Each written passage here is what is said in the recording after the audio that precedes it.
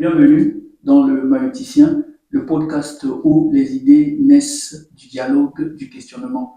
Aujourd'hui est un épisode spécial parce que nous avons un invité spécial, mon tonton Pat. Pat comme Patrice, son prénom, Pat comme paternel. Mais pour moi, tout simplement, tonton Pat. Bienvenue dans le Maïoticien. Merci, Olivier, merci. Franchement, je suis très content déjà d'être là. Et tu sais que c'est ma base ici. Toutes les fois que je pense à l'Italie, je m'arrête d'abord ici avant d'aller plus. Donc c'est moi qui te remercie. Déjà parce que c'est pas évident, voilà, de demander à son tonton de participer à ce petit jeu. Donc tu me fais honneur, je te remercie. Désolé, tu es venu. Comme tu vois, je suis en chantier depuis longtemps. Ça, c'est un nouveau setup. Ceux qui connaissent le podcast vont se rendre compte que le décor a changé. Donc, c'est un décor improvisé. Mais voilà, l'idée, c'est d'avoir une ambiance familiale, une ambiance bon enfant.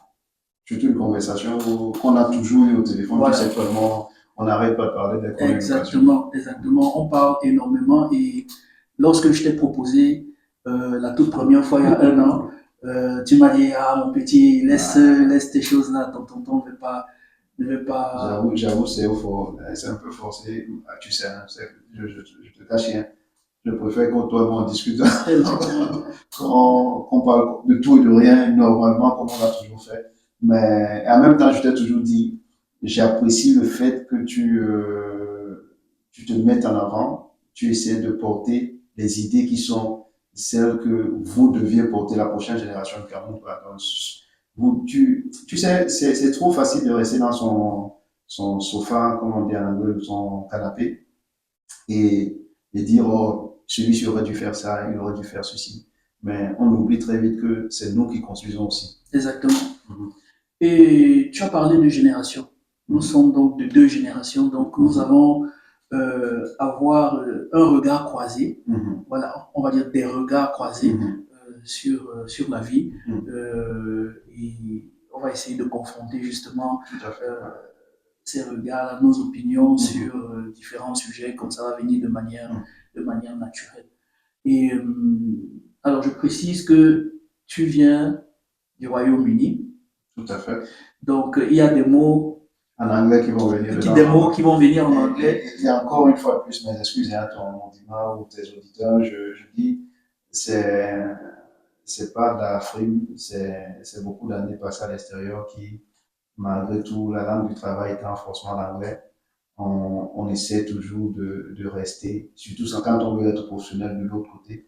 C'est pas tout le monde qui se sent, qui peut parler plusieurs langues en même temps. Et je suis peut-être parmi ceux qui n'arrivent pas à le faire. J'ai pris 2, l'anglais et le français. Et c'est toujours un peu difficile de garder une langue, surtout quand elle est professionnelle, qu'on la garde tout le temps sans que l'autre n'arrive au moment où tu es en train. L'autre se débrouille bien. Moi, c'est un peu... C'est quelque chose que je vis aussi avec la langue italienne. Parce que voilà, ça fait déjà 16 ans que je vis en Italie. Donc, j'ai parfois du mal à trouver mes mots en français. Donc, toi, c'est combien de temps que tu as quitté le Cameroun? Nous sommes en 2025, ça fait bientôt, je vais vers ma 33e année. 33e année? Tout à fait. Tu m'as laissé, j'étais... Ah, tout à fait, oui. J'étais comme ça. Et tu sais, quand tu dis tu m'as laissé, j'étais comme ça, il y a quelques jours seulement, quand je te voyais passer chez toi, je te regardais passer, je dis purée. J'ai laissé ce gamin, il était tout petit comme ça. Et maintenant, il est tout grand. C'est moi qui regarde. Un petit ours. Un petit ours. Ah ouais, ça fait bien de voir ces enfants grandir, je suis très très fier de toi. Ben écoute, on va boire à cela. Okay. Comme on dit, salute. Ça, c'est salute. Hein? Salute. Et tu sais, hier, tu m'as dit salute et c'est santé. Ah, mais moi, je te souhaite le meilleur. Hein? Merci beaucoup. Okay.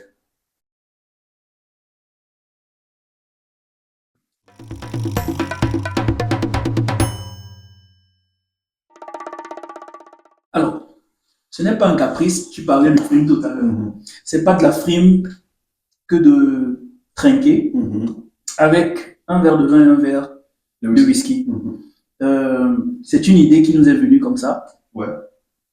Pourquoi? Parce que, en fait, cette bouteille, de Glenn Garrick, Mhm. 1797, Founder of Reserve. Tu me l'as offerte il y a 3 ans, lorsqu'on s'est revu. Donc, après 30 ans, on s'est revu, tu m'as offert ça. Donc, c'est une spécialité du petit village dans lequel je suis. Ouais. Le petit village dans lequel tu es. Tu vas peut-être nous dire 2-3 choses là-dessus.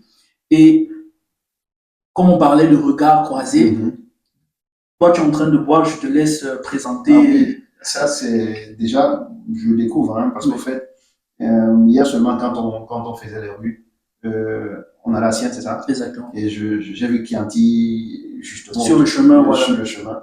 Et j'ai demandé à Chianti, je vois le mot chanter, et je ne comprenais pas trop ce que c'était. Tu m'as dit, maintenant, Chianti, c'est le vin de... Oui. C'est une région qui produit du vin, donc qui donne le vin qui a l'appellation. Donc, ce vin porte l'appellation de la région, un peu comme on a le champagne qui est produit dans la région Champagne. Donc, en Toscane, où nous nous trouvons, nous avons le Chianti.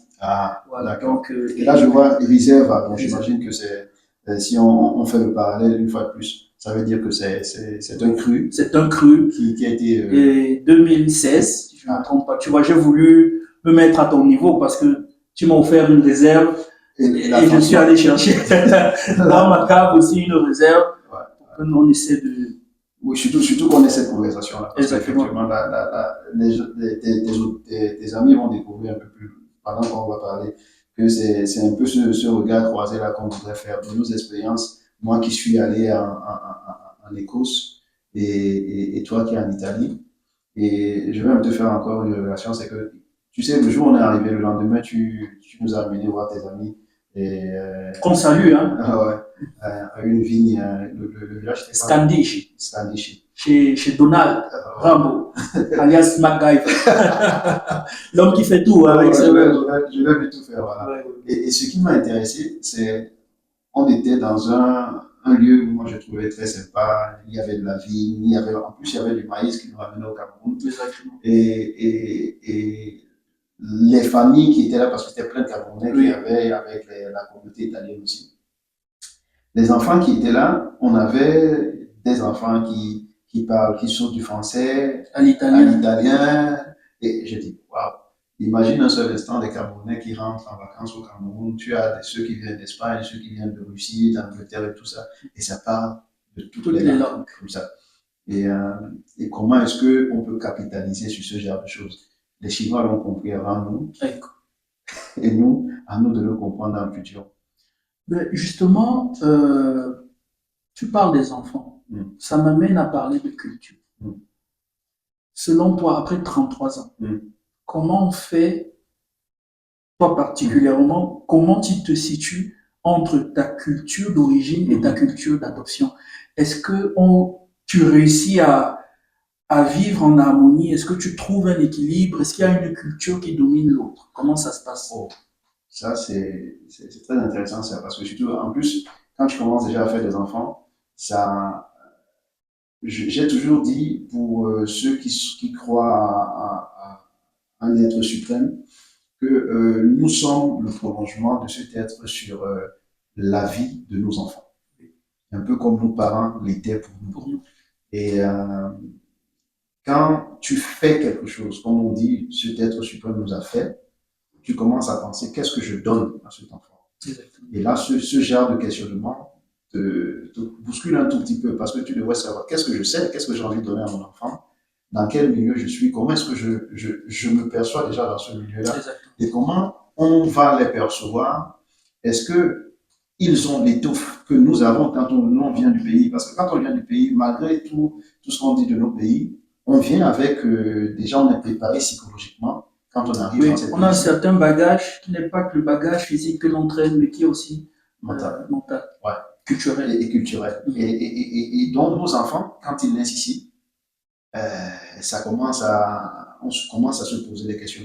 C'est un peu dans ce sens que je dirais, laquelle domine? Parce que je l'ai dit plus tôt, professionnellement, j'ai besoin d'être aussi bon que mon voisin avec lequel je postule pour un poste. Oui. Alors, il faudrait que je sois réellement... j'ai une belle sœur française qui, il y a 30 ans, me disait, il y a plus de trentaine d'années d'ailleurs, me disait, pour un Africain, tu es un bon ingénieur. Je suis ingénieur, tu le sais. Et moi, ça m'a choqué. Ça m'a choqué. Ok. Pourquoi? Parce que je ne voyais pas ingénieur africain. Je voyais Ingénieur. Sans étiquette. Sans étiquette. Donc, je suis dans un environnement où je dois être ingénieur comme celui qui est mon voisin. Et dans ce fait, je dois comprendre la culture du pays, je dois comprendre les insinuations, je dois comprendre ce que le marché veut, ce que mon industrie veut, je dois comprendre tout ça, tout en restant moi-même. À mes enfants, je dis généralement, quand tu rentres, quand on est à l'extérieur, on est au Royaume-Uni. Dès qu'on ouvre cette porte, on rentre en Afrique. D'accord. Avec les us et coutumes d'Afrique, plus ou moins, de telle sorte que qu'elle puisse avoir, même si ce n'est pas forcément par la langue, parce que je regrette malheureusement que les miennes aient juste quelques mots qu'elles peuvent lancer, qu'elles peuvent comprendre, mais qu'elles comprennent au moins. Quand je dis à un enfant, tu vas m'apporter un plat, je ne veux pas que mon enfant me rappelle, mais tu vas pas le chercher toi-même, pourquoi? Ce qui est normal en Occident, ils pensent comme ça. Que mon enfant m'appelle comme si on était potes. Il y a des petits éléments comme ça qui nous ramènent toujours vers d'où nous venons. Et c'est en ça que je dis, c'est un peu un mélange des deux. Un prend l'ascendant, dépendamment de l'endroit où je me trouve, et l'autre reprend quand je sais que je suis par exemple chez moi. Et est-ce que tu les trouves réceptives? Les filles, Oui. au début, c'est difficile. D'accord. Au début, du moins les miennes, hein. Tu sais, c'est des expériences qu'on a chacun une expérience différente des enfants en Occident. Au début, c'est difficile parce qu'au fait, elles ne se posent même pas la question de toute façon. Elles ne se posent pas la question. Elles vivent leur petite vie, vous discutez, mais elles se sentent beaucoup plus les enfants du coin. Donc, j'ai eu à avoir des moments où j'ai une conversation qui pour moi était facile, c'était même pas une conversation préméditée, c'était juste où comme quand tu as un enfant qui est en train de marcher avec toi, tu vois un petit trou, tu dis attention, il y a un petit trou là, il faut faire gaffe. Donc je lui disais la perception dans la société, la perception de soi dans la société dans laquelle nous sommes, elle n'est peut-être pas aussi idéale comme tu le penses. Parfois, le regard de l'autre n'est pas forcément celui que tu penses et tout. Et elle, à me regarder et dire, attends, papa, tu veux me dire que tu as des relents discriminatoires? Je dis non, pas du tout.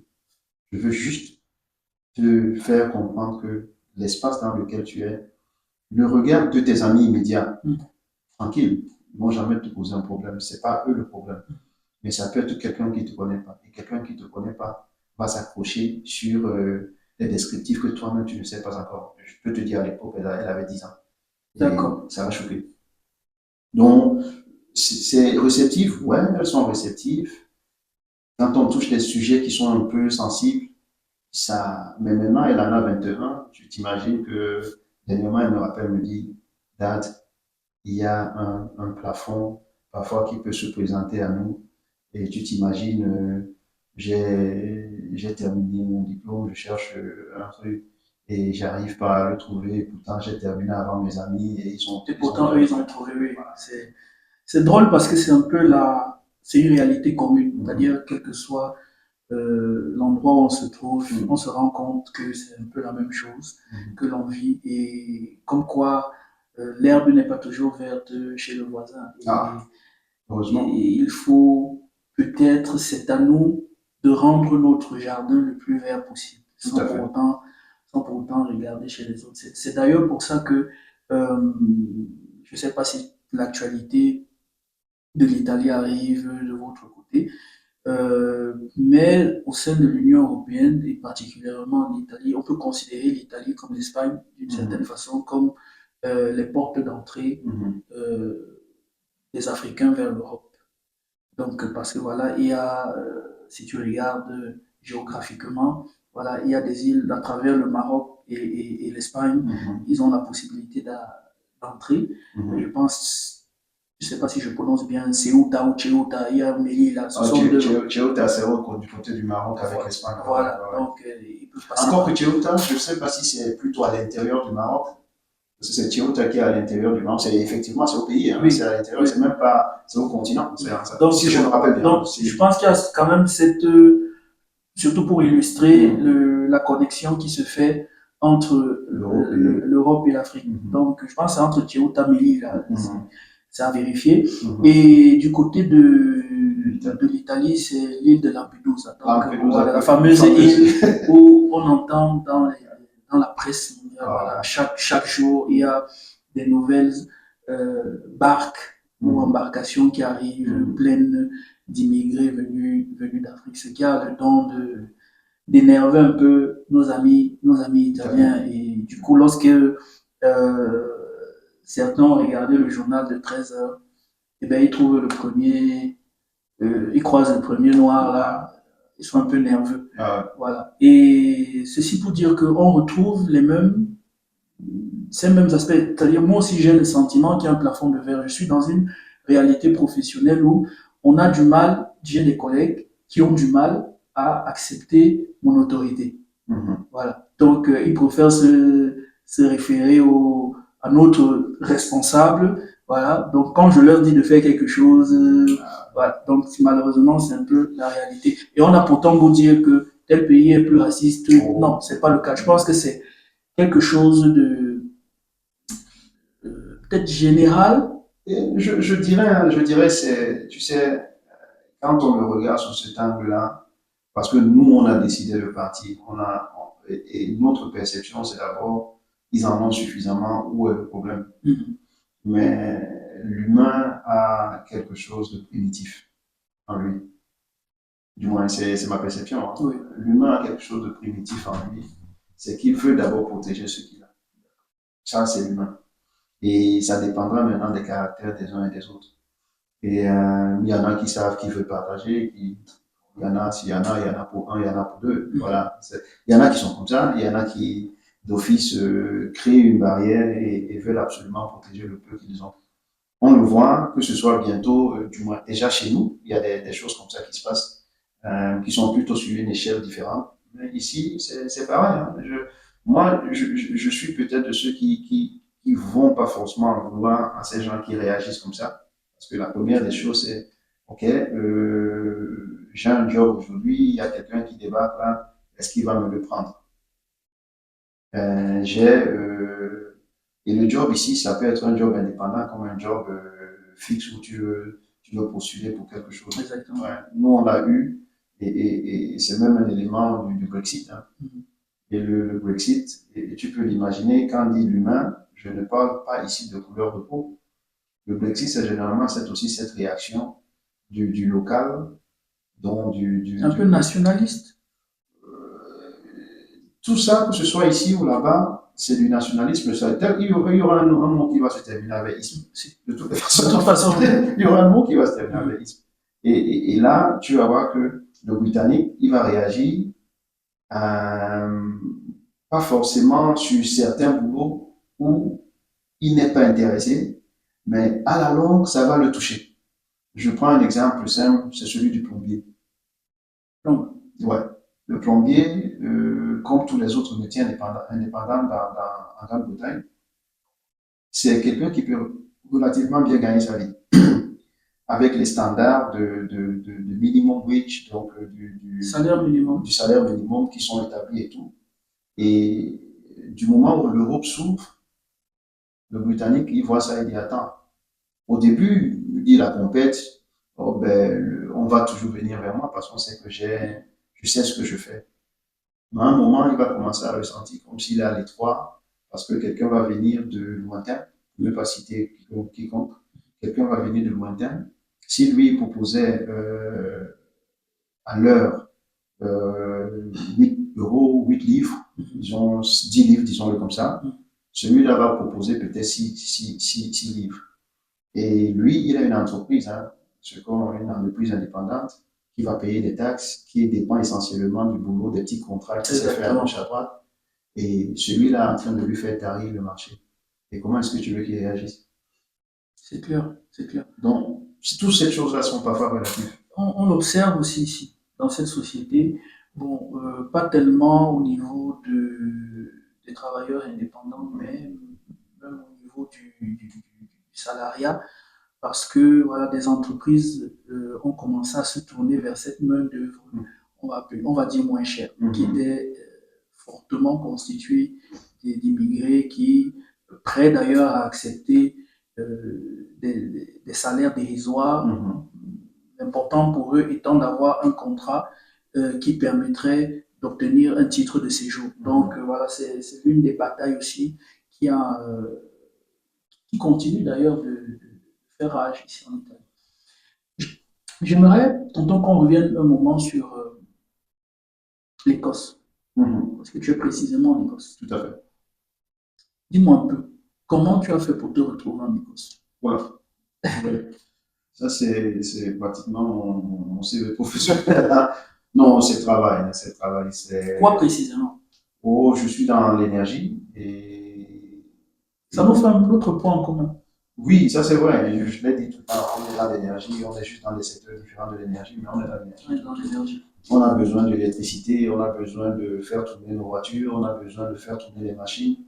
Et les sources d'énergie, ça peut être le soleil, ça peut être le vent, ça peut être les hydrocarbones. Et moi, je suis dans les hydrocarbones et j'y suis depuis plus d'une vingtaine d'années maintenant. Ok. C'est intéressant. Je vais me permettre une petite pique. Voilà. Vu que nous sommes de deux générations différentes, est-ce que tu n'as pas le sentiment que ce que tu appelles l'hydrocarbure, les énergies fossiles, ok, quand on regarde le trend, la tendance aujourd'hui dans le monde, on est en train de se tourner vers les énergies renouvelables où je suis. Alors, ton jeune fils, bien, il te dit, tonton, tu es obsolète, tu es has-been. Est-ce que tu as le sentiment aujourd'hui que c'est dans cette direction que nous sommes en train d'aller? On parle de décarbonisation à l'horizon 2050. Ouais, tu sais. Quel est ton point de vue là-dessus? Ok, bien, tu seras au chômage? Je rigole pas. Bien évidemment, ça risque d'être un peu biaisé pour les gens qui vont m'écouter. Mais en réalité, c'est pas aussi biaisé que ça, parce que la réalité, elle est là. Et ce qui est intéressant avec le monde occidental, c'est qu'on met des bases pour le futur. Ça, c'est la direction qui est déjà donnée. C'est comme ça qu'on voit le futur. Et on voit le futur dans ce sens-là. Et une fois de plus, tu vas voir que mon lien, je le fais toujours avec l'Afrique. OK? Je vais te dire exactement pourquoi je le dis. Jusqu'à un moment, nous sommes restés ce continent qui a suffisamment de sources d'énergie qu'on a laissé à côté. C'est comme quelqu'un qui réservait son plus gros morceau de viande pour parler comme au Cameroun. Exactement. Pour le manger à la fin du repas. Et nous sommes ce gros morceau de viande qu'on a gardé pour manger à la fin du repas. Et si aujourd'hui on va décarboniser l'énergie, il va aller vers une autre source d'énergie qui sera celle que nous connaissons tous, l'uranium et tout ça, qui ne se trouve qu'en Afrique. Au Niger notamment. Au Niger, pour ne citer que celui-là. Alors, qu'on le veuille ou pas, ça va se passer. Aussitôt là, vraiment pas. Parce qu'au fait, ils en ont parlé. Mais le mérite de l'Occident, c'est qu'il prépare les industries. Il trouve quelque chose, une raison, et il te demande how. Et le how là va créer des industries. Et en ce moment, vous qui êtes la génération qui est derrière nous, vous allez faire partie d'une nouvelle industrie, comme il y a eu une industrie première à l'époque, avant nous. Donc c'est le monde industriel qui fonctionne comme ça. Et après, vous allez voir, il y aura autre chose, ainsi de suite, ainsi de suite. Donc pour moi, c'est pas. Alors, si tu poses la question sur un point de vue idéologique en disant, ok, les couches d'ozone et tout ce qu'on dit autour de ça, c'est une autre conversation. Franchement, je ne saurais dire exactement où je me positionne par rapport à ce discours-là. Mais l'industrie des hydrocarbones, aux hydrocarbures, comme tu l'as dit tout à l'heure, est là un peu pour rester. Les voitures sont là. Et tu vas voir, ça va aller progressivement jusqu'à ce qu'on soit sûr de la fiabilité de la source d'énergie alternative. Exactement. S'il n'y en a pas, on va continuer à chercher ces hydrocarbures. D'ailleurs, on est en train de se tourner de plus en plus. On parle d'hydrogène vert. Mais l'hydrogène a cette particularité qu'il est assez instable. Donc, on n'a pas encore réussi à, pour parler de manière terre à terre, à stabiliser. À le stabiliser. Donc, les recherches continuent dans ce sens. C'est intéressant ce que tu dis quand tu parles d'industrie. Il y a quelques années, j'ai reçu comme, allez, on va dire comme tuteur, un, c'était pas vraiment un étudiant, mais c'était un jeune Nigérian qui travaillait déjà dans une entreprise pétrolifère. Euh, on dit quoi, pétrolifère ou pétrochimique? Ça dépend de quel segment, pétrolière, voilà. Je sais pas, ça dépend s'il était de toute façon, oui, il était dans une industrie, une entreprise. Il travaillait dans une raffinerie ou travaillait en amont? Plus dans la distribution. Oh, ben non, ça c'est dans la distribution. Je vois. Et c'est une entreprise qui est en train qui a décidé, comme les multinationales dans le monde, de se tourner aussi vers les énergies renouvelables. Donc, de faire une sorte de transition énergétique interne. Et donc, l'entreprise lui a payé un master ici à Florence. Donc, c'est moi qui lui faisais un peu comme tuteur pendant son séjour ici. Et nous avons eu une discussion qui est très intéressante parce que, d'ailleurs, je n'avais jamais eu cette perspective ou cette perception africaine de la chose. C'est-à-dire qu'il m'a fait comprendre, je suppose que les Africains seront d'accord dans la majorité, mais limitons-nous au Nigeria ou à l'entreprise dans laquelle ils travaillent.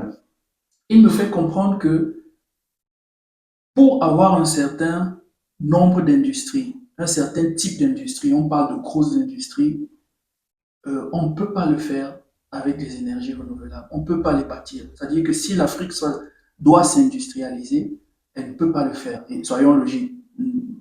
Si je dois simplement prendre le solaire ou le photovoltaïque, c'est une source qui est limitée, ne serait-ce que dans la journée. Voilà. Donc, tu ne peux pas faire tourner certaines industries en disant je me base sur le solaire. Alors, il pose une question et il dit pourquoi les Occidentaux, après avoir atteint un certain degré, un certain niveau d'industrialisation, ayant déjà mis un certain nombre de choses sur pied, imposent au monde aujourd'hui des politiques de transition énergétique. Il faut décarboniser. Quand l'Afrique doit encore faire, tu vois, ce passage-là. Je ne sais pas si tu as... Non, je te comprends très bien. Voilà. Donc, ma question, c'est, est-ce que ce sera possible? Tu sais, et tu sais, dans toutes nos discussions, nos longues discussions qu'on a toujours eues, je t'ai dit, moi, l'Africain, il sort de ce mythe que quelqu'un d'autre doit s'occuper de lui. Et c'est un peu le truc que je reproche généralement à nous, les Africains. On a l'impression que notre plaidoyer, c'est quelqu'un d'autre qui doit le faire. Qui doit le faire. Non. Tu vas voir, que ce soit les Chinois ou les Indiens, moi je côtoie beaucoup d'Indiens. Et ils essaient de comprendre ce qu'ils veulent. À nous de savoir ce qu'on veut et de définir comment on va l'avoir. C'est impossible de penser un seul instant parce qu'en fait, le véritable problème de nous, Africains, c'est qu'on nous a tellement dit qu'on était nuls qu'on n'est pas assez entré dans l'histoire. Voilà. Peut-être. Et qu'on veut absolument mimiquer les autres. Oh, il nous faut ceci, il nous faut ça. Et on regarde la chaise, il nous faut aussi des chaises comme ça, il nous faut aussi une route comme ça. Et l'Africain qui est en train de parler, qui m'en excuse les littéraires, ils ne comprennent pas tout le temps qu'avant de fabriquer quoi que ce soit, il y a eu des sources d'énergie. Et quand tu n'as pas maîtrisé tes sources, c'est pour ça que les Européens sont chez nous. Hein. Ça a commencé par l'esclavage, c'était une source d'énergie. Hein. Avant les machines. Exactement. Elle était humaine. Elle était humaine. Nous, on est toujours dans ah oui, les Européens sont en train de nous dire ça. Pourquoi eux, ils ont déjà atteint ce niveau-ci. Et je vais te dire, ils n'ont pas compris. Ton ami qui te parle là, il n'a pas compris. Pourquoi? Parce qu'en réalité, quand tu vois ce qui se passe aujourd'hui avec le Niger ou ces pays qui ont la source d'énergie qui est recherchée, Même la guerre qui est toute près de nous ici, dont on parle il y a quelques jours encore avec le sommet des deux grands, c'est toujours pour capturer ces sources d'énergie. Les Africains n'ont qu'à comprendre comment le monde fonctionne, qu'est-ce que le monde veut, qu'est-ce qu'eux ils peuvent offrir au monde et dire, OK les amis, voilà, nous on est prêt à céder ceci, on n'est pas prêt à céder cela. Pourquoi? Pour notre survie à nous. Exactement. Si c'est à nous de nous définir. Pas selon les standards des autres, mais eux, ils vont dire ce qu'ils veulent. C'est à nous de dire maintenant, voici ce que nous, on veut. Et qu'on cherche des leviers de nuisance, si c'est ce qu'il faut dire, ou de bataille. Est-ce qu'on les a? On peut les avoir. On peut les avoir. Parce que je dis toujours, c'est à nous de réfléchir. Les réflexions ne sont pas publiques. On peut les avoir. Quand tu sais qu'il y a quelqu'un qui vient chez toi, qui a une voiture, toi, tu n'as pas de voiture. Tu sais que avant, pour rentrer chez lui, il aura toujours besoin de cette route-là. Tu sais ce que tu peux faire pour l'empêcher de passer par cette route-là. On peut les avoir. Les leviers, ça s'appelle le chantage, ça s'appelle n'importe quoi. Non, c'est de la réelle politique. Hein. Moi, tu sais, je suis assez grossier dans ce genre de choses. Il faut tout simplement qu'on comprenne ce que nous voulons. On ne peut pas être dans un jeu de politique internationale et penser que les autres vont nous donner, oui, comme les Africains, ils ne se sont pas encore développés, on les laisse d'abord. Mais non, ils ne vont pas. Hein. Ils ne vont pas. C'est à nous de définir ce qu'on veut. Tonton, oui. C'est quoi ta définition du développement? Voilà, purée. Est-ce qu'on est d'accord? Ça, c'est pas la première fois qu'on en parle. On en parle tout le temps. On en parle depuis des années parce que nous, quelque part, nous sommes nés dans ces discours. On a évolué dans ces discours. Tout à fait. Et tu sais, voilà. Donc, il y a peut-être cette confusion qui est faite. Voilà. Entre. Tu sais, cette question est tellement à la mode en ce moment que j'ai l'impression que je ne vais pas dire quelque chose de nouveau. Tu sais, ça ne fait pas du mal de répéter. Hein. Le développement, c'est un peu ce qu'on veut se faire de ça. Hein. Je dis, moi, j'ai dit à quelqu'un récemment que nous sommes, je vais arriver à ta question, nous sommes dans une, comment on dirait, en anglais on dit crossroad, dans une fourche, où soit on va à gauche, on confond beaucoup plus ce qu'on voit à gauche qui est la modernité, soit on va à droite et on construit ce qu'on veut avoir dans ce qu'on pense de la modernité. Donc pour moi, le développement, il est aussi simple que, sans être académique, hein, c'est définir ce dont on a besoin pour pouvoir vivre comme on le veut, sans contrainte extérieure. Alors, c'est pour être très très simple, hein, je veux une route. Ok, si je veux une route, je sais pourquoi je veux la route. Je définis pourquoi je veux la route, parce que je pense qu'elle est nécessaire pour moi. Pas forcément parce que quelqu'un m'a dit qu'il faut que tu aies une route, parce que c'est ça le développement. Tu sais, je ne suis pas académique là. Je prends des exemples très simples. Tu me dis, il y a une localité A et la localité B qui existent pour ne pas faire offense à quelqu'un d'autre. J'aime trop proposer le nom Gokmapoubi parce que c'est un nom camerounais qui me plaît bien. Je suis à Gokmapoubi. Tu me dis, il te faut une route entre Gokmapoubi et Zeka. Je te dis, et c'est ça, parce qu'il faut qu'on soit développé, il faut vraiment que tu sois en mesure d'aller à Zeka. D'autant plus que l'on dit, si tu me permets, là où la route passe, le développement, c'est. Voilà. Est-ce que c'est vrai? Je ne sais pas. Alors, l'une des questions que celui de Gokmapoubi va demander, je n'ai pas encore des toilettes, je n'ai pas encore d'école, je n'ai pas encore de dispensaire, je n'ai pas. La route va me servir à quoi? Qu'est-ce que je vais faire, etc. Tu vois? Le développement, il est tellement relatif que ça dépendra de ce que nous, on pense du développement. Le développement, ce n'est pas forcément les infrastructures telles qu'elles sont définies par les autres. Je sais que je travaillais aussi pas dans nos discussions. Un jour, tu m'as dit, attends, pourquoi est-ce que ces gens-ci sont en train... On parlait de quoi encore là? Je crois qu'on parlait tu as vu quelqu'un qui est en train... C'est tout récemment, en plus, je ne me rappelle pas. Un reportage où on parlait de l'industrie de l'acier. Ah, voilà, Voilà, effectivement, l'acier. c'était entre le Sénégal et la Sierra Leone. La Sierra Leone, voilà. Voilà. Et tu me disais, tonton, ces gens-ci parlent de ça. Est-ce qu'ils ont déjà résolu les problèmes basiques Les problèmes basiques. des villageois? Est-ce que, voilà, Voilà. est-ce Hein? que tout citoyen mange? Est-ce qu'il boit? Est-ce qu'il...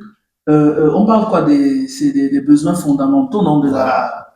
pour être un peu précis, la pyramide de Maslow. Voilà. Voilà. Donc, nutrition, hydratation, excrétion. Et voilà. Et on se rend compte en Afrique qu'on n'a pas encore résolu ces problèmes de base. Aujourd'hui, on est là, nous sommes dans des sociétés où tu rentres à la maison, tu appuies l'interrupteur, il y a la lumière, tu ouvres le robinet, il y a l'eau qui coule, ça peut être de l'eau froide, ça peut être de l'eau chaude, ça peut être de l'eau sale, ça peut être de l'eau. Mais chez nous, ce n'est pas le cas. On peut encore faire des heures et des heures sans l'eau, sans l'électricité. Mais on nous parle d'acier, on nous parle d'industrie métallurgique qui va... Et tu sais, pour aller même plus loin, tu te rappelles, quand on en a parlé, le reportage que nous avons vu, on nous a montré les routes avec les structures qui tiennent les échangeurs, les ponts et tout ça. Bien évidemment, c'est pour amener les populations de quitter du point A au point B. Et ça revient à ce que tu disais tantôt, dans l'exemple de Ngogma Poubi. Qu'est-ce que, alors, le citoyen de Ngogma Poubi va dire, qu'est-ce que je vais, ok, on m'a mis la route là, qu'est-ce que je vais en faire? Il va peut-être aller vendre son bâton de manioc et on lui dit, mais non, ça c'est bien pour toi parce que tu as vendu quelque chose. Mais en réalité, sa santé, on n'a pas encore résolu son problème de santé au village, on n'a pas encore résolu l'éducation de ses enfants. Et même quand je dis santé là, quand il va pouvoir manger, et tu vois, la santé est tellement liée à ce qu'on ressort de notre corps. Est-ce qu'on a déjà un management autour de l'excrétion? Bref, il y a tellement de choses. Le développement, est-ce qu'il devrait d'abord être sur la personne avant de penser au groupe? C'est des questions de développement que moi je saurais répondre, je suis qu'ingénieur. Et c'est ce que je regrette parce que voilà, notre actualité, nous sommes Camerounais. Nous savons que cette année, voilà, il y a eu l'actualité dominante, si on peut l'appeler ainsi, c'est l'élection présidentielle. Et nous avons des différentes offres politiques qui nous sont soumises par les acteurs, les candidats. Et personnellement, c'est ce que je regrette. Je regrette que les projets ou les programmes politiques qui nous sont proposés ne tiennent pas vraiment compte de ce côté idéologique, c'est-à-dire qu'ils ne viennent pas d'une idéologie, mais d'un certain pragmatisme, qui en soi peut aussi être considéré comme une idéologie, hein, parce que voilà, il y a un problème, nous sommes des ingénieurs, voilà, il y a un problème, on trouve une solution. Ça, c'est du pragmatisme. Par contre, je pense qu'il faut avoir une vision à long terme. Tout à fait. Il faut une vision à long terme et pas venir avec des solutions clés en main qui consistent à dire, OK, demain, on va baisser le prix du carburant et puis les populations vont applaudir. OK, mais tu vas baisser le prix du carburant, mais sur quelle base? Il suffit que le conflit en Ukraine et en Russie reparte de plus belle ou alors quelque chose éclate du côté du Golfe pour que tout ce que tu avais promis, parce que tu n'as pas le contrôle. En fait, je veux dire, ça, c'est des choses qui vont au-delà. Tu vois un peu? Je comprends très bien ce que tu veux dire. Et donc, moi, je préfère très sincèrement des programmes qui viennent et qui nous disent, OK, est-ce qu'on a déjà atteint l'insuffisance, ou plutôt l'autosuffisance, pardon, autant pour moi, l'autosuffisance alimentaire? Est-ce qu'on a atteint l'autosuffisance énergétique? On ferme la porte. Tu me disais l'autre jour, la période de Covid. Quand le Covid est arrivé, on s'est retrouvé à la maison, on est enfermé. Alors chacun fait l'inventaire. Qu'est-ce que j'ai? Est-ce que j'ai assez de papier hygiénique parce que je ne sais pas quand je pourrai retourner? Voilà. Est-ce que j'ai assez d'eau? Est-ce que j'ai assez de provisions? Bref, de provisions, donc on rentre dans les provisions. ok, pour moi, c'est ça un peu, c'est ma vision de la chose, c'est, ok, le Cameroun aujourd'hui, qui est notre pays, faisons l'inventaire. Qu'est-ce que nous avons? Nous sommes telle population. Est-ce qu'on a assez de ressources pour nourrir tout un chacun? Tu vois un peu, Non, je tu trouve sais, que cette réflexion n'est pas assez portée, n'est pas assez mise en avant. ok, heureusement, tu sais, c'est en anglais on dit ouais, your landing qui m'a intéressé, la fin de ta phrase. Parce qu'à la fin de ta phrase, tu as dit n'est pas assez. Parce qu'en fait, en réalité, j'avoue que nos politiciens, à part quelques-uns. Ils vont s'offenser, il faut les Non, appeler non, hommes non. politiques. Ok. Si tu dis politique. Voilà. Nos hommes politiques. Les subtilités du langage. Nos hommes, j'ai compris ce que tu as dit. Nos hommes politiques, ils ont suffisamment de substance. Je t'avoue, hein, ils réfléchissent. Ils ont des gars qui sont super calés. Toi et moi, comme tu as dit, là, on est des ingénieurs, on est dans des domaines spécifiques. Ils en ont comme ça, chacun dans son domaine, et ils leur donnent un feedback de comment est-ce on doit gérer un pays, ou comment est-ce qu'on pourrait, quelle serait l'approche pour gérer un pays. Exactement. J'en suis persuadé. Ça, c'est même pas, il n'y a pas de doute là-dessus. La seule chose, c'est que au Cameroun, avant la période d'élection, on parle pas. Oui. Pendant l'élection, on a tellement de bruit autour d'autres choses que ce qu'on veut proposer. Parce qu'en fait, ils proposent des choses qui viennent d'un postulat. Et c'est ce postulat-là que les journalistes et les autres gens comme toi qui prennent la parole publique devraient questionner pour qu'on ait vraiment la réalité ou alors les problèmes que tu poses là. Mais malheureusement, pendant qu'on est en train de parler d'élections, nous sommes en août là. On est à 2 mois, c'est ça? À 2 mois des élections. Le seul programme qui est là dehors, c'est celui du PCRN. Les autres programmes, on nous dit, c'est pas default, comme on dit en anglais, pas, comment est-ce que vous allez dire ça, c'est pas, les anciens programmes qu'on doit regarder, on dit, on va changer un tout petit peu. Bon, je sais pas si d'autres renvoient sur le site. Je suppose que tout le monde a des plateformes. Ok, j'avoue que j'essaie de regarder un tout petit peu ce qui se passe, hein, et je peux te dire que si on prend nos amis du parti au pouvoir, ils vont parler des choses qui rapprochent à la SD30, le fameux plan stratégique. Et bien évidemment, on ne sait pas s'il y aura des ajouts ou pas. C'est ça. Quand on parle de MRC, on va parler de 2018. Allez regarder, c'est quand même, ça va pas.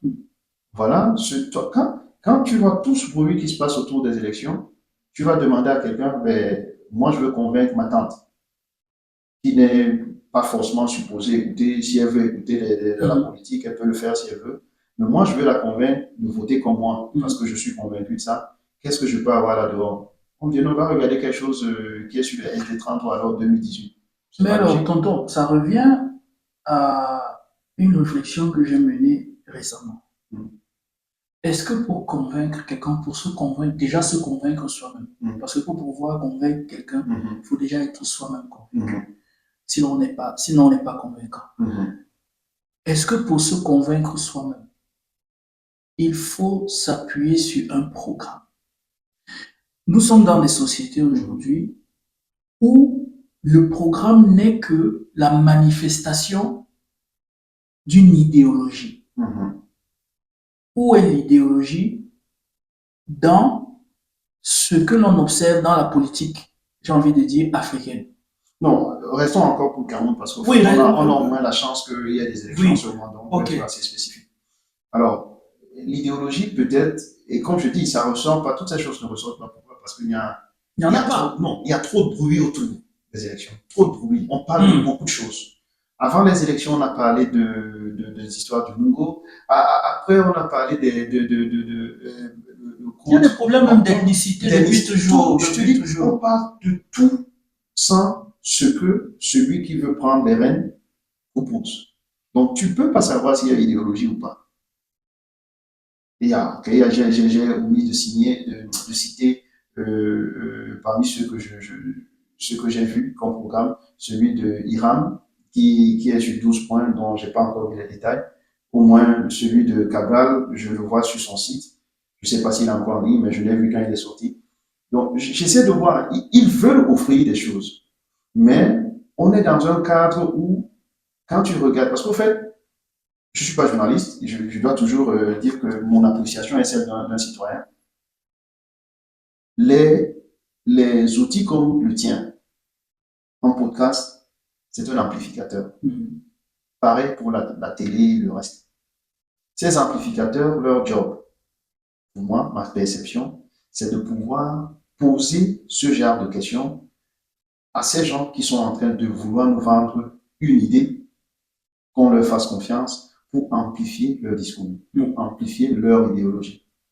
On l'a pas. En ce moment, on parle d'autres problèmes. Ok, mais est-ce que toi, tu perçois, dans ce que tu as observé, est-ce que tu perçois une idéologie? Ok. Au niveau, j'avoue que pour le moment, je ne vais pas me faire des ennemis quand même.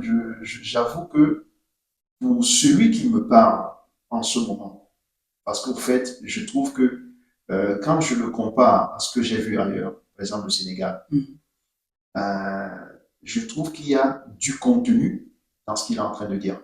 J'ai même pas encore vu celui du SDF, je parle du PCRN en ce moment.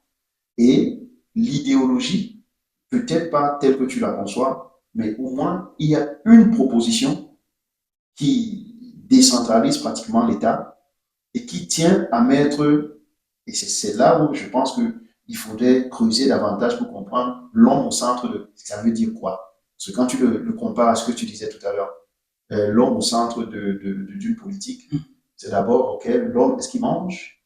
Est-ce qu'il peut manger? Est-ce qu'il a un job?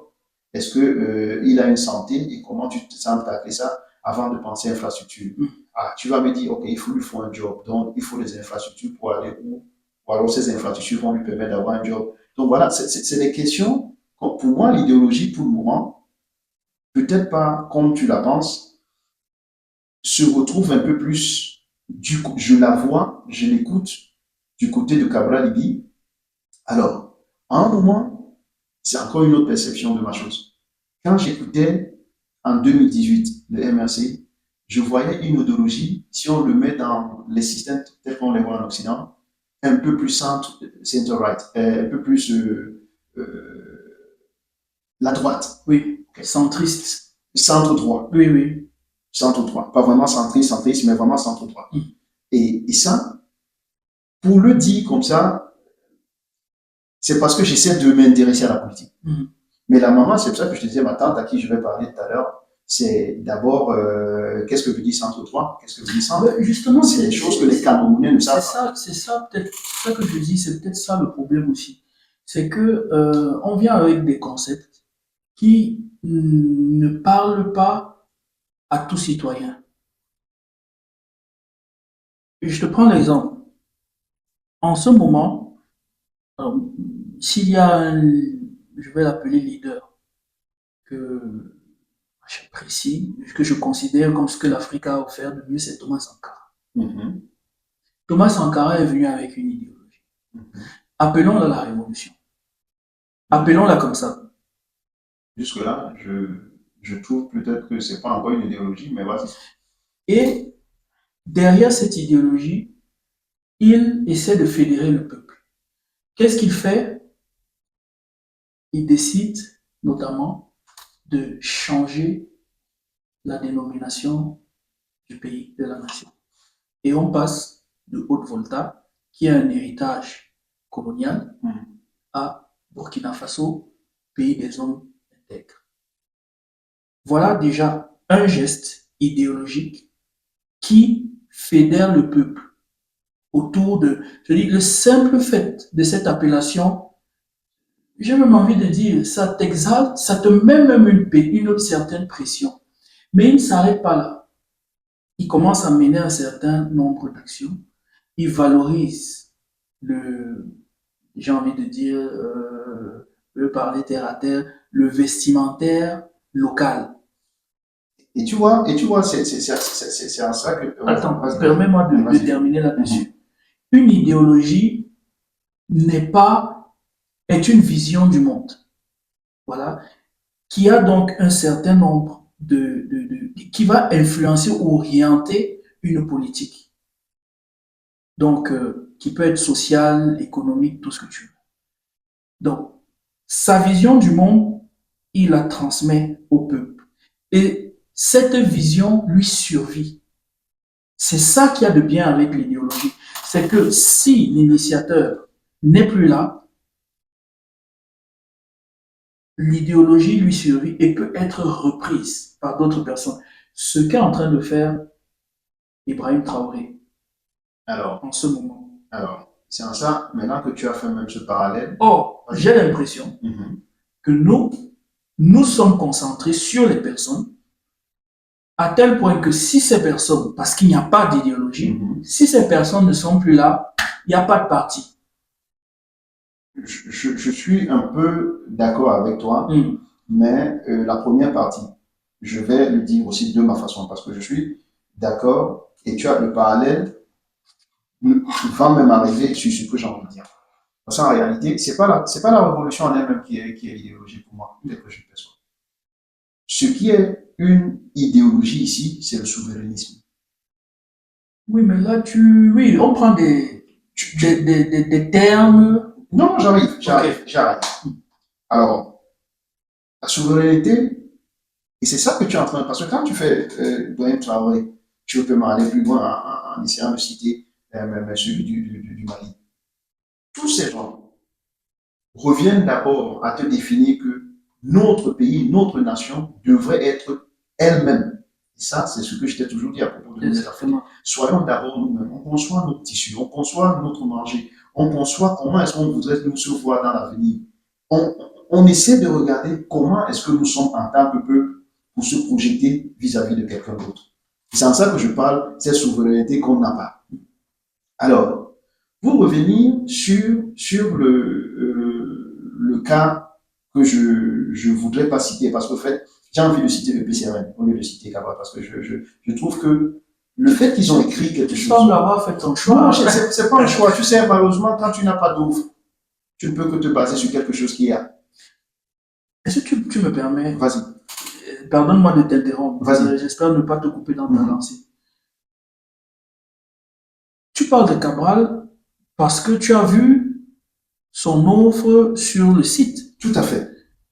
Mais si le MRC ou un autre parti te mettait la même offre sur le site et mettait 2025, je la regarderai en sachant que voilà, 2025, voilà ce que... C'est pour ça que je dis c'est un peu difficile. Hein. Quand tu es habitué... Je veux dire, est-ce que tu as la certitude que le programme de Cabral n'a pas été simplement... On n'a pas changé 2018 à 2025. Je dis encore, c'est un peu la déformation du métier. Hein. Je me limite à ce qui est devant moi. Ok. Je ne dis pas les si, je me limite à ce qui est devant moi. Je te dis même le LDP, c'est n'a rien. Même le LDP, c'est n'a rien. Je te dis, il y a quelqu'un qui s'approche. Je n'ai pas encore vu le SDF. Pourtant, en 2018, c'est le discours du SDF, si tu veux voir mon orientation politique, qui était plutôt favorable à ma pensée. Parce qu'au moins, ça touchait la restructuration de l'État tel que je la pensais avec le problème que nous avions en 2018 à l'époque, qui était le problème à fond. Tu vois, dans ce sens-là, j'essaie d'être cohérent dans un jugement aussi neutre. Parce que je dis aux gens, hein, tu le sais, je ne peux plus voter. Parce qu'au fait, je ne peux pas. J'ai une autre nationalité. Mais je peux quand même discuter des choses de notre pays. Donc, à l'époque, le projet du SDF de Rossi était aussi sur le net. Et c'est ce que moi j'ai pu lire. J'ai lu le programme du MRC aussi sur le net. Le MRC, c'était pratiquement comme l'État du Cameroun. Ça veut dire un État, je ne vais pas dire d'une pyramide, quoi. Non, c'était l'État central et la gouvernance qui descend jusqu'aux localités. Et pour moi, à l'époque, l'idée était simple, on a un problème. Les gens qui crient, qui essaient de crier leur ras-le-bol, c'était par rapport au fait que le gouvernement, du moins l'État, l'État n'était pas suffisamment présent dans leur quotidien. Okay. Et c'est cette présence-là qui a fait à ce que les gens dans une partie du Cameroun aient pensé que, voilà, est-ce qu'ils ne sont pas trop présents parce qu'on ne parle pas forcément la même langue que tout le monde? Est-ce qu'ils ne sont pas présents parce qu'ils ne comprennent pas la subtilité du système que nous avions reçu de la colonisation anglaise? C'est dans ce sens que je pensais que le SDF répondait un tout petit peu au problème en 2018. Cette année, je ne peux pas en parler parce que je n'ai pas vu. Okay? Celui du PCRN, j'ai vu, il est sur un site. Celui Iran, je l'ai vu sur Facebook avec ses 12 points, 12 clés. 12 clés qu'il essaie d'évoquer. Les autres, qui m'en excusent, je n'ai pas encore vu. Que ce soit le RDPC, j'ai rien vu, parce que ça renvoie quand tu écoutes. Parce que je les écoute quand même. Hein. Quand tu les entends, ils vont te parler du SD30, qui est le document stratégique.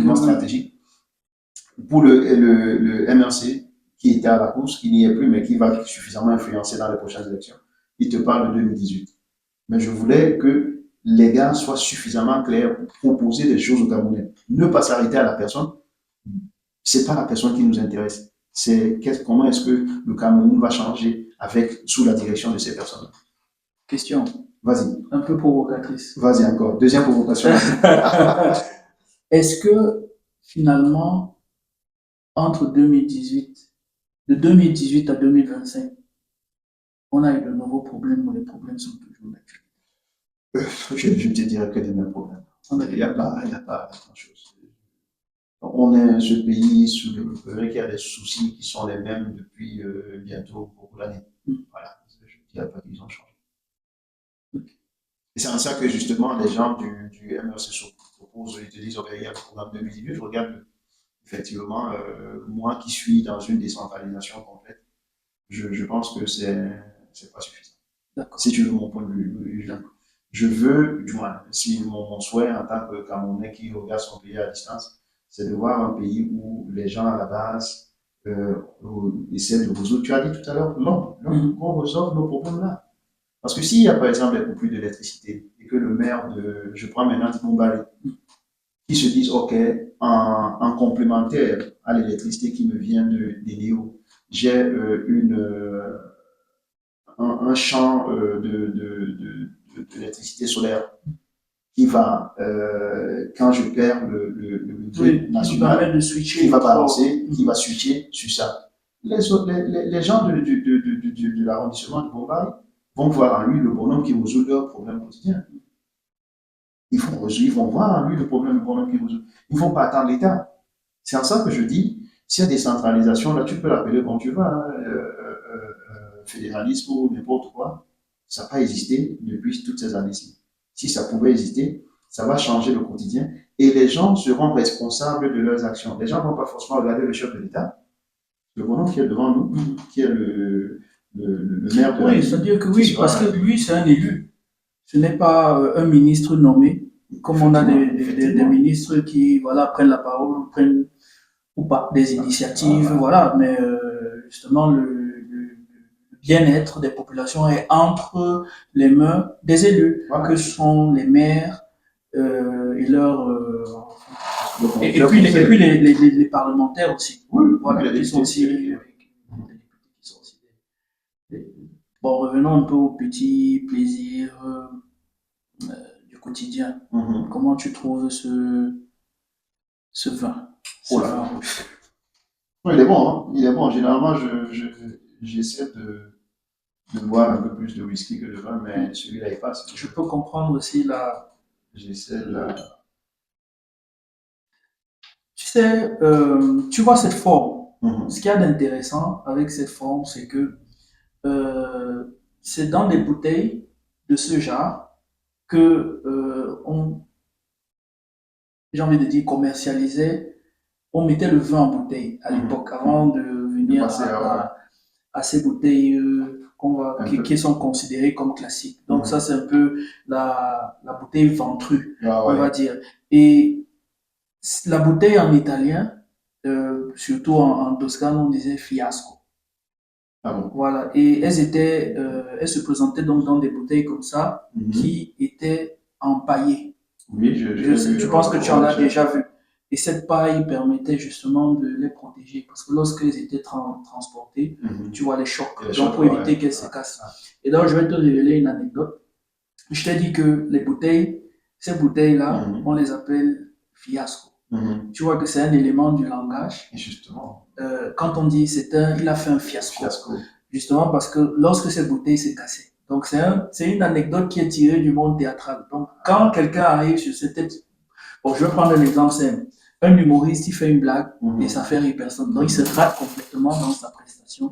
On dit qu'il a fait un fiasco. Donc c'est un peu comme une bouteille qui à la fin se casse ou elle est vide. Donc c'est justement, je t'attendais et je voulais savoir où est le lien entre fiasco et la bouteille. C'est un élément qui est tiré du langage. Et c'est intéressant parce que nous avons là un élément caractéristique de, je vais dire de l'Écosse, mais spécifiquement de la région où tu es résident. Et là, on a un élément caractéristique de la région où je réside, où on se trouve. Et laissons le fait que ce soit de l'alcool.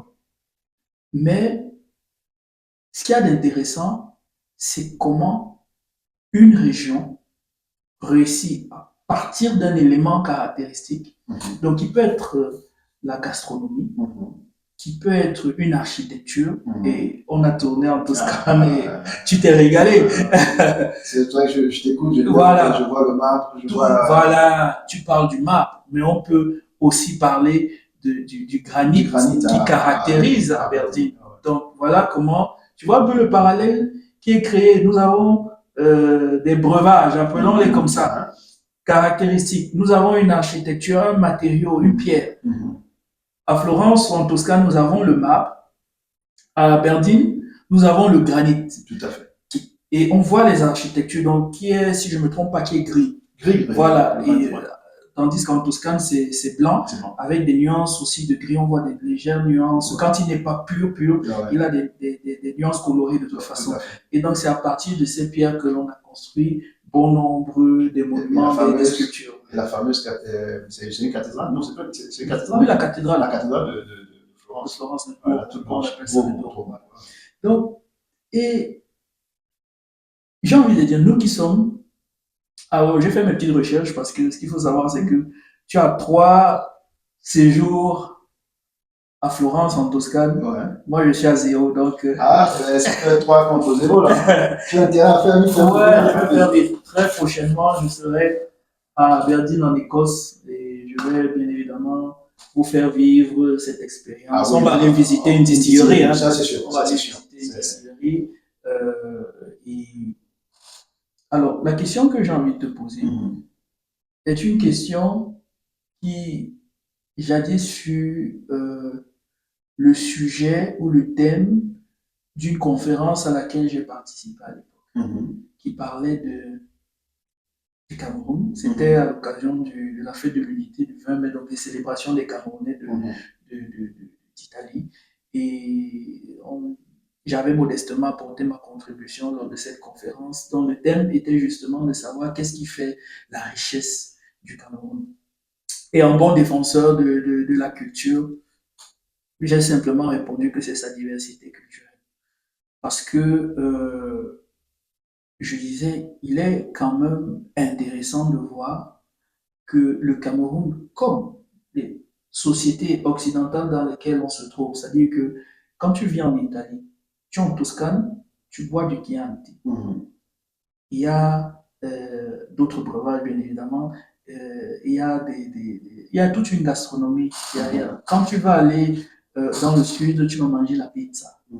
Tu vas à Napoli, tu manges la pizza. Tu as la mozzarella. Voilà, c'est beaucoup de choses qui, une fois que tu entends parler de ça, tu les lis à la région et au pays.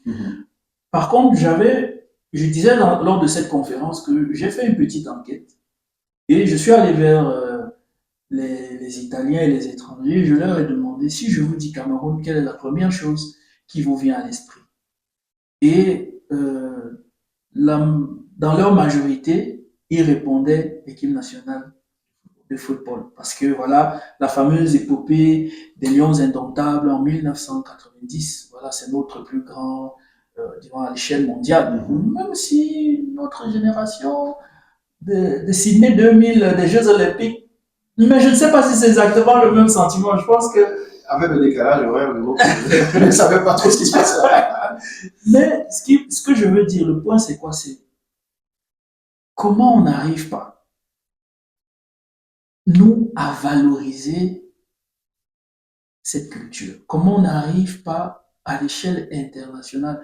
Et je ne parle pas simplement du poivre de Benja qui a l'indice géographique protégé ou du miel d'Oko dans le nord-sud-ouest du Cameroun. Je parle du fait qu'on ne puisse pas dire, OK, on le sait, le Ndolé, tu vas dans le littoral, on sait que c'est notre mets, les Miondo.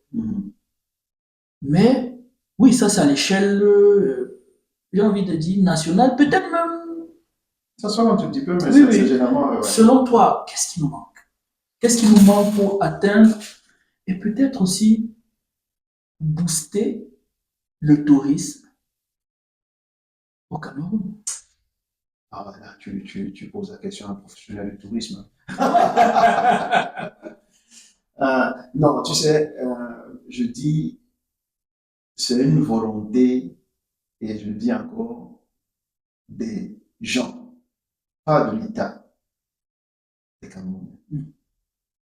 Des Camerounais, pourquoi?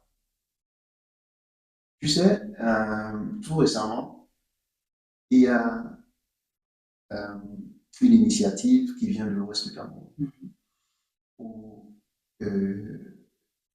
ils ont, avec le support je crois, de l'AFP, hein, qui est l'agence France, non, de AFD, Française de développement, AFD, AFD. Ouais. Ils ont créé une nouvelle initiative qui est la route des chefferies, je crois. Des chefferies, oui. Et de cette route des chefferies, aujourd'hui, à partir de quelque part au monde, tu peux savoir distinctivement quelle est l'architecture des chefferies du Cameroun, de l'ouest du Cameroun, je veux dire, et de leur architecture, surtout même des objets d'art, comment est-ce qu'on s'habille, et bref, ce genre de choses. Je pense que les Camerounais, nous tous, et ça veut dire même ceux de la diaspora, on devrait réfléchir avec ceux des nôtres pour faire comprendre aux gens que, avant que quelqu'un apprécie ce que nous sommes, on devrait apprécier ce que nous avons. Et ce que nous ne faisons pas assez, c'est d'apprécier ce que nous avons. Tu sais, même quand j'apprécie, je te parle de la route des chefferies qui est faite avec l'aide, mais surtout l'initiative de quelques têtes pensantes de l'Ouest. C'est encore un parcours qui est vendu à l'Occident.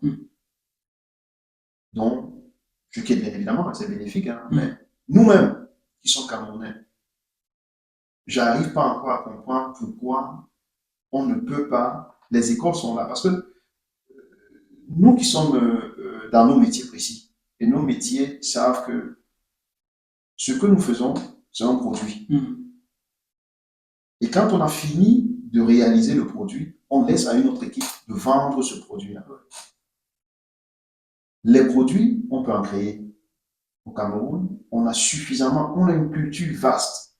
Franchement, on a une culture vaste au point où, si quelqu'un te dit, je vais à l'ouest du Cameroun, c'est comme si tu allais à... C'est même vague, hein? C'est vague. C'est vague, parce qu'il y a tellement de choses à voir, tellement de villages avec de spécificités. Et moi, je ne vais même pas dans ce sens-là. Je vais dans le sens où tu dis, je vais à l'ouest du Cameroun, je vais en Toscanie. Purée, mais tu peux rester là-bas, tu sors de là, tu n'as pas vu le reste du Cameroun. Comme j'ai toujours ce petit truc qui me dit, je n'ai pas terminé la Toscanie, mais je dois partir dans quelques jours. C'est voilà ce que nous pouvons faire, mais nous ne le faisons pas. Tu vas au littoral, tu peux faire pareil. Tu sais, dernièrement, j'ai dit à quelqu'un, même pas dernièrement, je te parle d'une conversation que j'ai eue avec quelqu'un en 94. Tu te rends compte? Ça date. 31 ans? Ouais. Je voyais la course de Virenque. Et ça, c'est le Tour de France.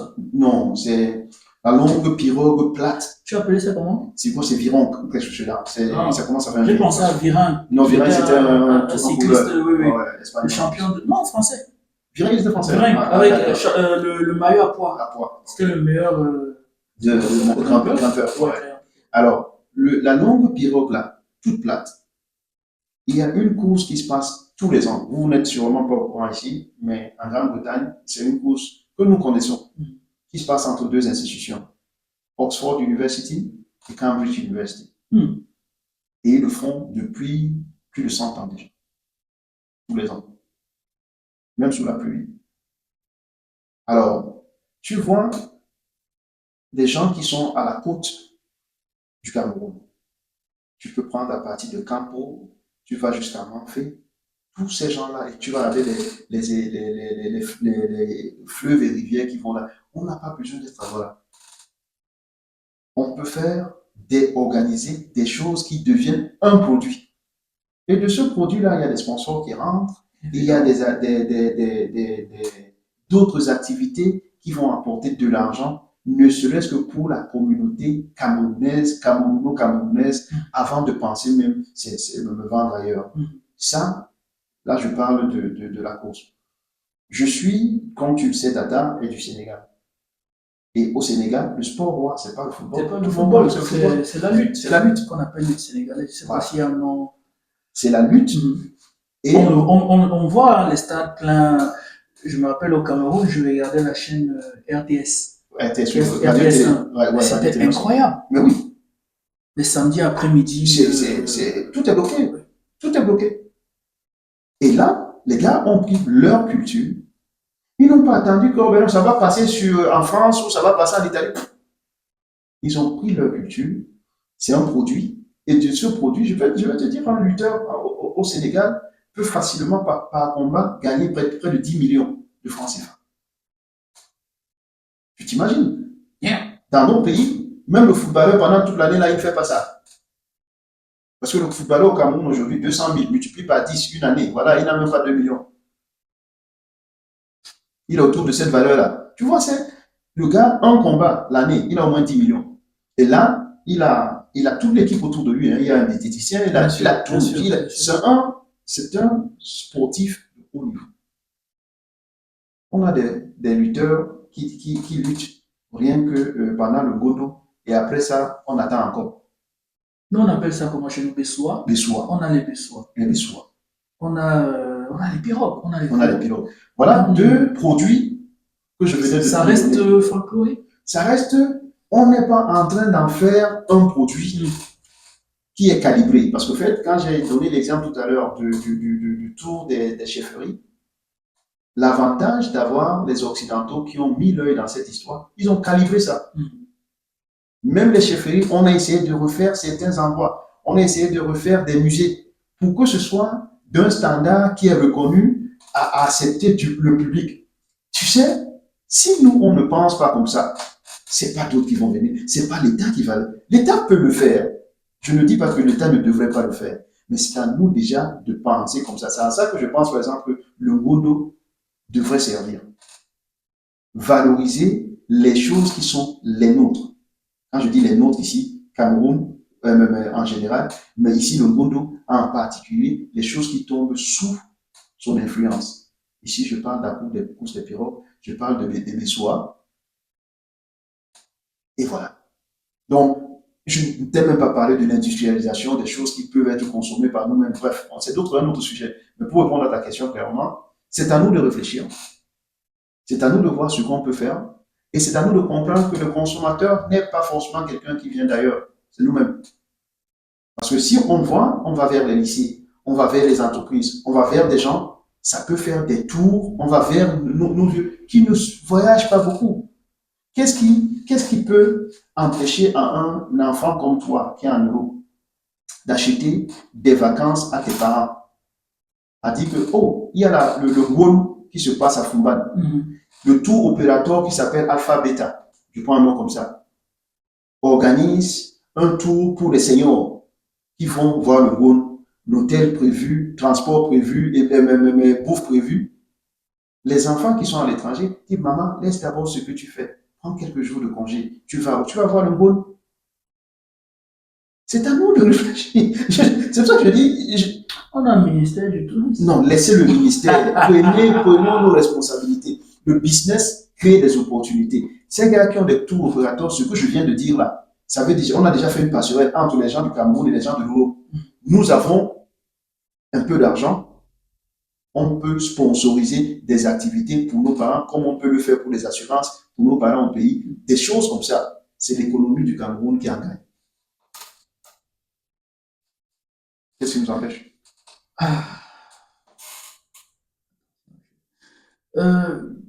Ça m'amène à une question. Voilà. Et on va conclure pour cette première conversation avec cette question.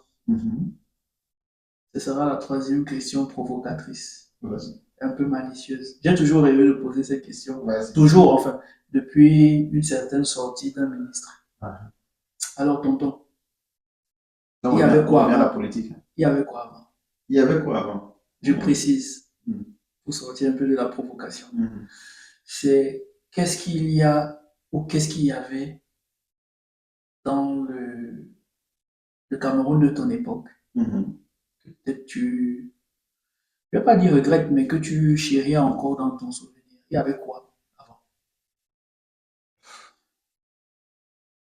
Tu sais, j'ai peut-être cette petite chance d'avoir connu très très rapidement l'ancien président aussi. Donc, quand j'entre au lycée, à peine 11 ans, il a quitté le pouvoir, j'avais 13 ans. Donc, je l'ai connu un tout petit peu de cette façon-là, parce qu'au fait, c'était la radio, il n'y avait pas de télé. J'ai connu des choses qui se disaient quand il était président de la République. Et le fameux mot qui me revient toujours, parce que c'était le mot que mon père disait toujours, il faut faire très attention, SEDOP. Et là, c'était le service de renseignement avant le CNR. Donc, tu vois, la transition là que je connais, qui n'est pas, je n'étais pas forcément quelqu'un qui avait des opinions, qui pouvait faire une petite analyse des choses, mais je sais au moins que je peux m'accrocher aux commentaires des parents et des aînés. J'ai vu l'arrivée, je l'ai vu physiquement aussi. Une anecdote, il y en a deux en fait. Je l'ai vu physiquement quand Giscard d'Estaing est arrivé au Cameroun. On l'appelait affectueusement Giscard d'Estaing, Sika 25. Pour dire la cigarette de 25, Sika, Sika 25. Et je l'ai vu, du moins j'ai entendu qu'il venait aussi à Dedo parce qu'il avait quelque chose qui venait voir à Dedo. Je ne sais pas si c'est vrai.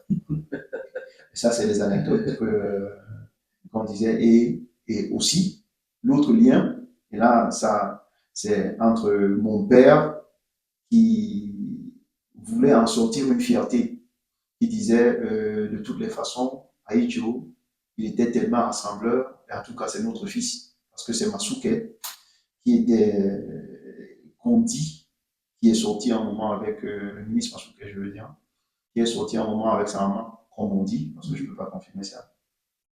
Et qui a fait à ce que, il parlait de Douala, je ne sais pas, ça c'est aussi des anecdotes, mais qui avait une forte communauté Douala autour de lui, Singapour, Tobi, Eboa, ouais, non, tu vois tout ce monde-là, avec qui généralement, je ne sais pas si c'est comme ça qu'il a appris à parler Douala ou c'est avec tonton Masuke, mais c'est un peu les anecdotes que je peux mettre sur la personne.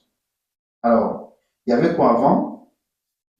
Je te dirais, tout la main, il y avait la caméra, il y avait, et ça encore, je vais rentrer dans le cas des anecdotes parce qu'il y en a plein comme ça, hein. Je ne peux pas te donner des éléments factuels. On parlait du bonhomme qui s'est rebellé, qui ne voulait pas faire Air Afrique, qui a décidé que maintenant, le Cameroun devait avoir sa compagnie d'aviation. Et le jour où le 747 est arrivé au Cameroun, tout le monde en était fier, comme si on avait acheté, on avait gagné la Coupe du Monde. Donc, tu t'imagines, 90, c'était rien. On était fiers de à l'époque, ils appelaient ça la 8e province, la 11e province. on lui avait donné un nom spécifique. Mhm. Bien que la caméra, c'était pour nous une fierté.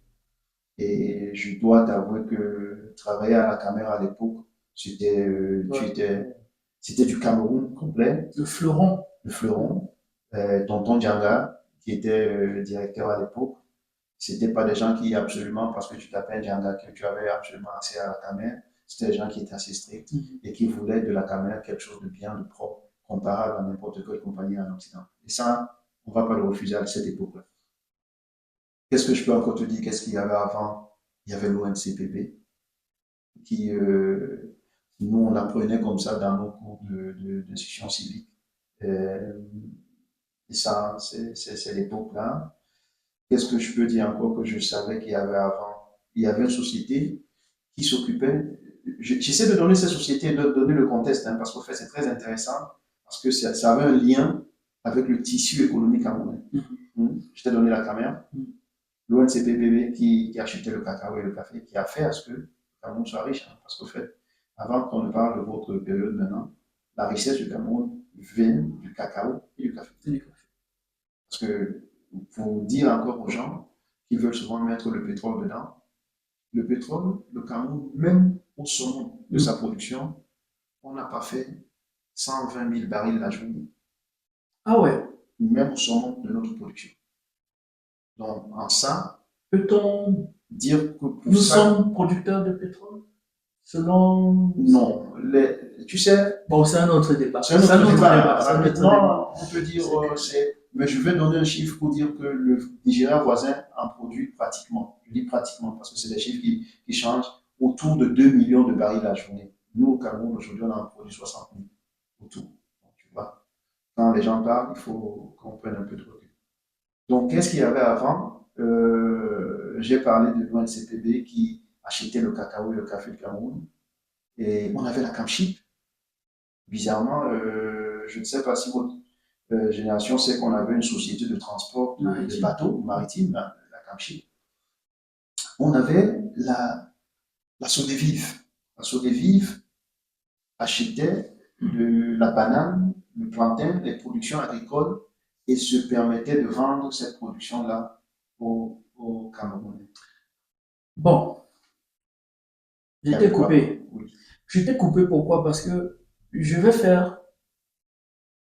l'intention de faire un podcast spécifique sur cette question. Les sociétés camerounaises. Sur ce qu'il y avait avant. Ah, mais ça c'est... Je t'inviterai... J'espère que je serai encore... Non, tu vas... Alors tu viendras. On le fera à distance ou je viendrai parce que j'ai intérêt à venir le plus tôt possible. Non, je te coupe parce que j'ai un avis dessus, mais je ne veux pas faire le spoiler. Oui, mais tu sais que c'est une conversation. C'est une conversation qui est intéressante parce que non, je vais pas révéler mon point de vue dessus. Non, mais... Ce que j'aimerais pour recalibrer la question, quand je dis il y avait quoi avant, là je parle aux jeunes, donc Pat, aux jeunes Patrice. Parce que là tu es en train de citer des sociétés. Oui, je suppose que tu étais déjà mature, tu savais peut-être un peu analyser. Non, je voudrais que tu me parles de ton vécu à Daïdo, à Yaoundé. Non, il y avait quoi avant qui te manque, que tu ne te retrouves plus aujourd'hui? Non, mais tu sais, tu connais ton tonton. Hein. Les réponses sont souvent beaucoup élaborées. Je mets d'abord, voilà, il y avait quoi avant, si je saute rapidement. Il y avait des gens qui étaient polis. Ils avaient respecté. Mais tu vois, vos générations, c'est ce que vous êtes.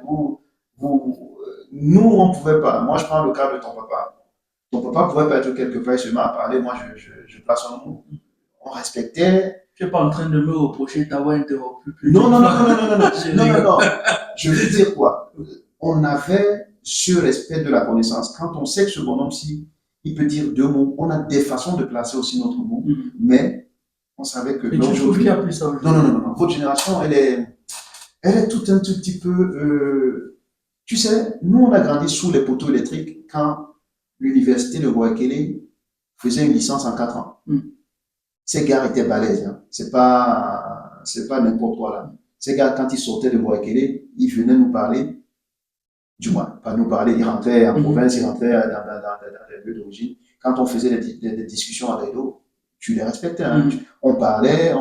Quand il commence à faire sa diatribe, c'est le gars qui marchait avec, il y avait quoi avant sur mon vécu, qui marchait avec, même là sur le Cameroun, de Mongo Petit. Donc, il savait ce qui se passait au Cameroun en politique. Donc, quand il te parlait, nous, on n'avait pas la télé, on n'avait pas Internet. Donc, quand le gars parle, c'est avec des faits, il te sort. Et quand quelqu'un va te parler, par exemple, au lycée, il va te dire, ben, mon tonton qui est colonel à la présidence, il y a quelque chose qui sent mauvais qui. Et les rumeurs venaient toujours de quelque part. Donc, tu trouves que peut-être avec les réseaux sociaux aussi, le fait qu'on ait démocratisé la parole, tout le monde aujourd'hui publie un avis sur tout. Je dirais pas publier, mais j'ai l'impression que les gens peuvent se permettre. Je prends un exemple, hein. Même Matata, je parle toujours de Matata, même Matata, qui à leur époque, qui peut avoir moins de 10 ans de ou 15 ans de plus que moi aujourd'hui, même Matata, qui s'est arrêtée au CM2, quand elle voyait son fils qui a atteint la terminale, elle savait qu'elle pouvait qu'avoir le respect de son fils par son âge. Mais quand son fils se mettait à parler de quelque chose, elle respectait la connaissance. C'est ce que je veux dire. Okay. Aujourd'hui, votre génération a tendance, même quand tu ne sais pas, moi quand je ne sais pas, je me tais. Est-ce que tu ne crois pas que dans le même temps, les gens écument les plateaux de télé et vendent un background? Je suis bac. Parce que moi, je trouve ça gênant par contre. Non, c'est gênant. Je suis bac plus, bac plus, bac plus, bac plus. Quand je parle, j'ai autorité, tu t'étais. On voit surtout bon, sur... Non, c'est gênant. Là c'est bien que tu soulignes ça. Moi, personnellement, je trouve que c'est assez gênant. Alors, quelle est l'attitude à ce moment-là? Toi, tu te... Non, mais tu sais, tu m'as repris plusieurs fois. Hein. Tu m'as repris et d'une façon polie. Tu sais, je ne dis pas que vous ne deviez pas dire ce que vous pensez. Je dis, il y a des façons, quand tu ne sais pas, quand tu ne sais pas, même quand quelqu'un, un tonton, on avait toujours des tontons qui arrivent se vendre, il vient là, il te dit que ma fête, ceci, c'est smarto. Tu lui dis, tonton, tu peux avoir 15 francs là, je veux acheter un. Ouais, voilà, tomba. Il te dit, tonton, ta veste, c'est la veste, c'est la quoi. Tu vois, c'est subtil, mais tu lui dis quand même que toi, ton cinéma que tu fais là. Tu vois, nous, on avait aussi des manières, mais attends. J'ai une autre anecdote. Qu'est-ce qu'il y avait avant? Mon tonton qui venait de Boubonola, qui, avec le sucre, je ne sais pas si le sucre, il y avait encore des carreaux de sucre là. Le gars, la boîte bleue là? Oui, la boîte bleue là. Oui, là, qu'on ouvre avec les cubes. Comment tu appelles ça? Je sais même pas. Voilà. Oui. Le gars te lifte tout le truc là-haut là, tout l'étage là, il met ça dans un bol. Tu le vois, tu dis. Tu dis, attends, ce tonton-ci, qu'est-ce qu'il vient faire à la maison? Tu vois? Mais tu savais que c'est tonton, oui, tu te calmes, tu laisses. Tu dis, mais quand il va partir, tu dis, maman, tonton va t'arrêter. C'est ce que j'ai envie de dire. Tu suis pour blaguer, tu vois ce que je veux dire. C'est un peu dire que on veut tous le bien du Cameroun. On veut tous le bien, on veut tous être en mesure d'avoir la parole. Mais la nouvelle génération a du mal à respecter les codes qui sont ceux qui nous ont régis. On est africains. C'est les codes qui nous ont régis. Même quand quelqu'un fait le fanfaron, il y a toujours un moyen de lui dire qu'il fait le fanfaron. Exactement. Tu vois, c'est un peu ça. Donc, ça va être moi, c'est un peu ce qui a changé. Alors, le reste des choses, on va partir dans la politique, on peut parler d'autres choses après, mais voilà. Mais voilà ce qui a changé un tout petit peu. Je suis très heureux de cette conversation. On va se servir de cette remarque-là comme conclusion. Je retiens cette fierté parce que tu as cité un certain nombre de choses qui forcément rendaient les Camerounais fiers à l'époque. Et puis voilà, il y a ce respect intergénérationnel. J'espère en tout cas que pour le neveu que je suis, je suis resté respectueux et vraiment merci de nouveau pour ta disponibilité. Moi, c'est un plaisir. J'espère que ce n'est que le premier d'une série d'échanges qui seront certainement bénéfiques pour l'audience, à tous ceux qui sont fans, qui suivent le magazine. Merci beaucoup. Merci.